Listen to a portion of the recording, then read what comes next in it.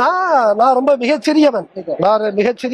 எனவே இன்றைக்கு தமிழக முதல்வர் திரு மாண்புமிகு விஜய் அவர்கள் இன்றைக்கு பகிரங்கமாக அறிவித்திருக்கிறார், நான் தவறுகளை அனுமதிக்க மாட்டேன் என்று. எனவே அதுவே ஒரு நல்ல அறிகுறி.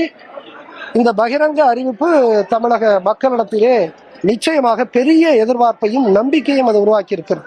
இந்த அரசுக்கு உங்களை போன்ற அதிகாரிகளுடைய ஆலோசனைகள் வேண்டும் சொல்லிட்டு வெளியில இருந்து சொல்றாங்க, நீங்க என்ன வழிகாட்டுவீங்க? நான் மிகச்சிறியவன். என்னுடைய 30 ஆண்டு காலத்தில் ஒரு உறுதியான நேர்மையான போராட்டத்தை நான் நடத்தியிருக்கிறேன். நான் தொடர்ந்து என் சமூகத்திற்காக, என்னை உருவாக்கி இந்த தமிழ் சமூகத்திற்காக நிச்சயமாக என்னுடைய பங்களிப்பை செய்வேன். நீங்க உங்களை போன்ற ஊடகத்தினருடைய கற்பனை. நான் சமூக பணியில் ஆர்வம் உள்ளவன். என் தமிழ் சமூகத்திற்காக நான் நிற்பேன். நான் தான் சொல்லிட்டேனே, சமூக பணியில் நான் தொடர்ந்து ஈடுபடுவேன் என்று சொல்லுவேன். தமிழ்நாட்டினுடைய கனிம வளங்களை பாதுகாக்க வேண்டியது அவசியம் இருக்கு. நீங்க அதுக்காக பணியில இருக்கும் போது மிகப்பெரிய பணிகள்லாம் செஞ்சீங்க. இதுக்கு இந்த அரசு எடுக்க வேண்டிய நடவடிக்கை என்ன சார்?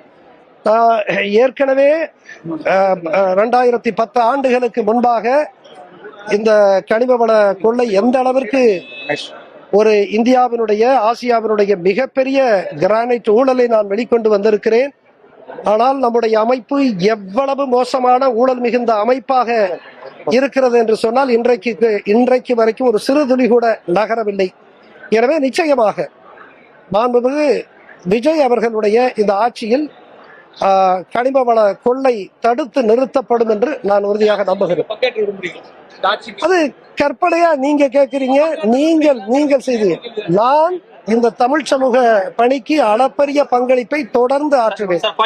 நிர்வாக செயல்பாடுகள் அவசியம். கிட்டத்தட்ட 10 லட்சம் கோடி கடன் தமிழ்நாட்டுக்கு இருப்பதா வல்லுநர்கள் கூறுறாங்க. நீங்க அரசினுடைய பொறுப்புகள் இருந்துக்கிறீங்க. இந்த அரசு கையாள வேண்டியது, நிதி சார்ந்து கையாள வேண்டியது எப்படி இருக்கு? நிச்சயமாக அது உண்மை, அது யதார்த்தம்.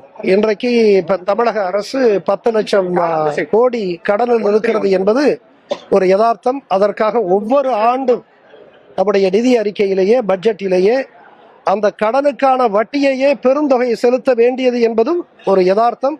எனவே மிக சவாலான ஒரு பணி. எனவே